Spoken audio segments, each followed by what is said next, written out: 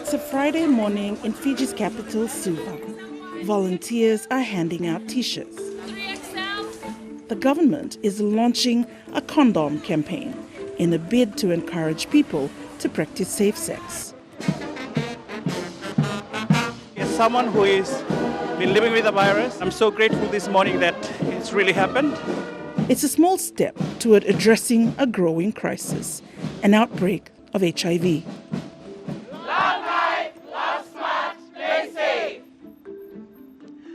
It's a virus many thought was under control, but Fiji is in the midst of an unprecedented surge in positive cases. What is fueling this rise in HIV, and what can be done to stop it before it's too late?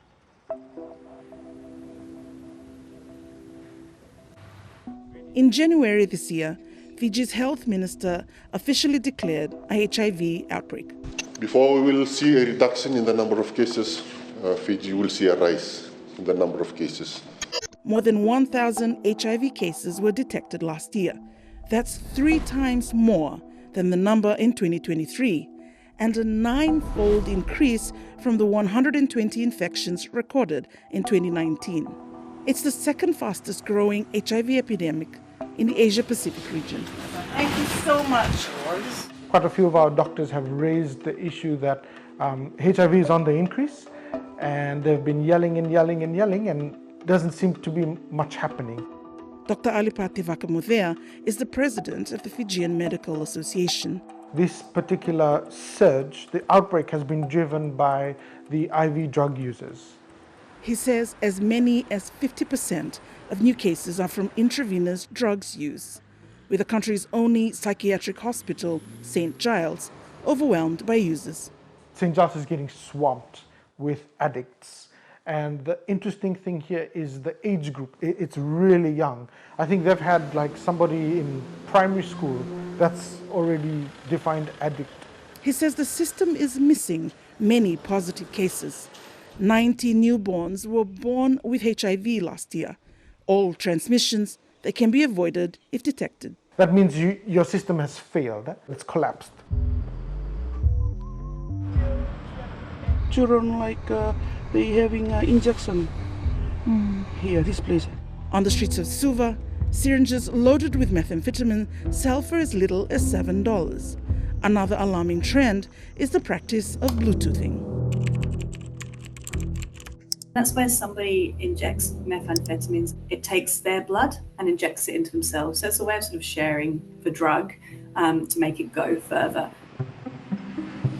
As Fiji's 2 major health crises become intertwined, it's adding strain to an already overwhelmed system. This is one of just 3 sexual health clinics in Fiji where people with HIV can come for treatment.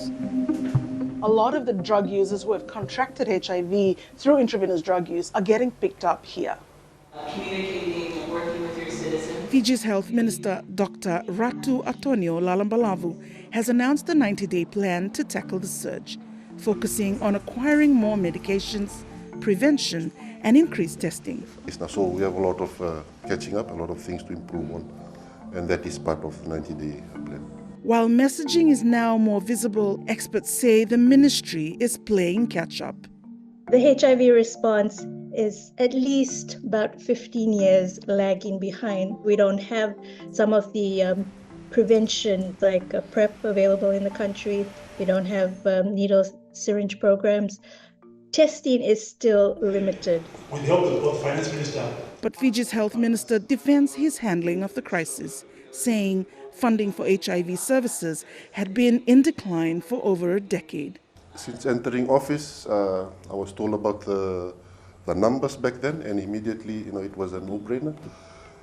It was one of the first messages that I said in Parliament about the HIV crisis. He says there are other challenges too. Why are people coming in for testing and they do not want to know the results? They're coming for testing with a false name or false contact number, and that they're going away. And when it's positive, it's lost to follow. As many as half of HIV-positive people in Fiji are not receiving treatment. HIV is a treatable disease. We have treatment available. It is free. Even if you are positive, it is not a death sentence.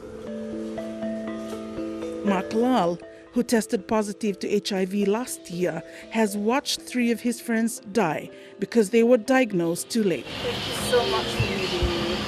They started to lose a lot of weight. There were so many symptoms going on. Organs were failing. So their death for me was eye-opening. While Mark is now receiving treatment, his journey has not been easy. When I found out and I isolated myself, it